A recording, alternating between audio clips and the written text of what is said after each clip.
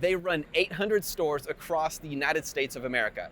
They hold the title for the 5th largest specialty retailer in the US. They survived America's shopping mall apocalypse, but now they are filing for bankruptcy and being sued. Their only hope, they must change the world's perception of their market. If you apply this strategy, it can be the difference between your business's extreme success and utter bankruptcy. But first, here's last week's curated Amazon and e-commerce news that you need to know. Yesterday, fashion brand Tommy Hilfiger, the brand and the man, created an experience fashion shows have never done before: virtual reality. Co-designed by actress and global brand ambassador Zendaya, fashion enthusiasts experienced the catwalk at New York Fashion Week as if they were there from their desktop or their mobile device. And I want to say thank you to Robin Turk from Inc.com for this intensely relevant information that every e-commerce seller should be drinking from deeply. I said it 6 months ago and it's happening today, you guys. Virtual reality will accelerate the world of e-commerce when your buyer can experience your product 500 miles from them, sitting in a dark box in a fulfillment center, maybe even at Amazon. There's little motivation left over for taking the time and gas to walk into a brick and mortar store. Where will you be when the whole world is pouring the majority of their cash to buy stuff into online purchases? When you build a massive brand and then you make a move that pisses off over half of your followers, how do you recover from that? Many people's first instinct is to say, I don't care, I'm forging ahead. That's what Kim Kardashian did until she changed her mind. Kim Kardashian launched a new shapewear line earlier this summer, and in the words of Sonia Thompson, quote, promptly received an avalanche of backlash. What's wrong with shapewear? Nothing, apparently, unless you call it kimono. That's a Japanese robe, in case you were wondering. Kim Kardashian's fans accused her of cultural appropriation, which is the inappropriate adoption of the customs or ideas of another society. Kind of like when Pepsi tried to borrow the Black Lives Matter movement and make it into a message of unity, peace, and understanding. Or the Chinese detergent commercial that depicted a black male being washed and coming out as a white Asian male. It's trendy to say, I know, hey, our new line of knives are special. Want to know why? They're German. Or see our Puffy Pillows brand? They go back to ancient Japanese samurai warrior tradition. But people see through that.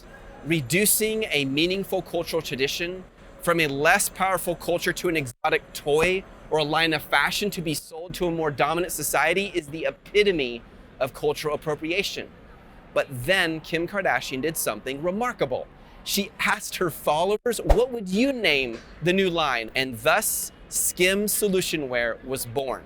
It is so new, the trademark is still a TM. It's not the registered sign. This is gold if you are an e-commerce entrepreneur, listening to your followers, asking them what they need, what they want, building something they love. That is so much more meaningful than trying to pretend like you're some exotic culture somewhere way out there and this is something brand new when people can tell, no, you're just leveraging that for marketing reasons. It's New York Fashion Week, and tomorrow, 8 beautiful models will be wearing one of our new clothing brands. Yesterday, for 10 hours, I interacted with dozens of fashion designers behind the scenes, and we prepared the models and collaborated with jewelry designers, stylists. In fact, I did not find a single fashion designer whose product is on Amazon. Now, thank you to Lauren Eggerston, who penned an article on Yahoo called 8 Chic Brands You Never Knew Were on Amazon. If you have a product, no matter how hard you market it, there's a strong chance your product will never be seen by millions of people unless you get it on Amazon. Yes, you can build a brand off of Amazon, but why not launch it on Amazon and then build a brand platform off of that? You create a funnel, they find it on Amazon, you drive that traffic to your own website, and all of a sudden it begins to blow up. It's happening on Amazon now. If you're into fashion, you cannot afford to miss this opportunity. Don Alvin Adigis, journalist for Fashion United UK, announced on Friday that Forever 21 is going bankrupt. Now first, it was just a rumor. Now it's hitting big headlines. Steve Miley, senior marketer analyst at AskTraders.com, nailed the heart of the issue. He said this: they were built on the supermarket concept of increasing footfall in large stores, end quote. If your business depends on feet in a store, beware of all competitors who depend on shoppers on a website.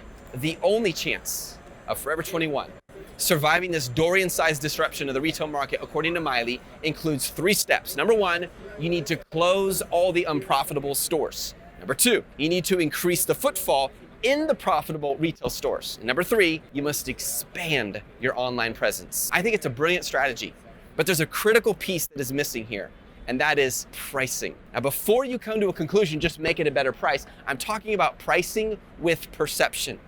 Our team did a vast survey looking at all their products, and we concluded that the average price was $18.63. That is a problem. Fashion buyers' perception of Forever 21 is a middle to low cost brand.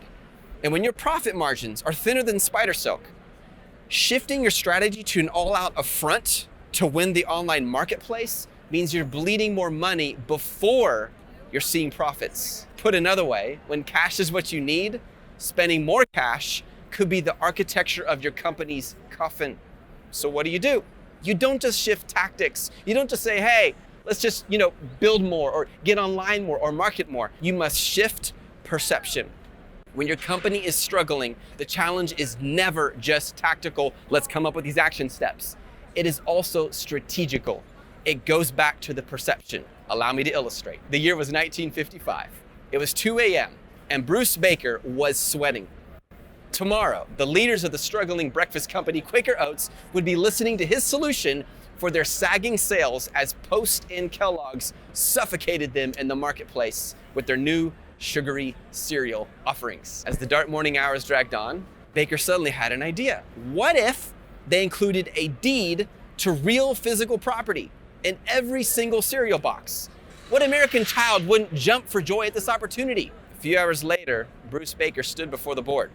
Gentlemen, he said, I know how we can turn our sales around. Let's offer a square inch of property for every single box of purchased puffed wheat or puffed rice. What land? Asked the curious board.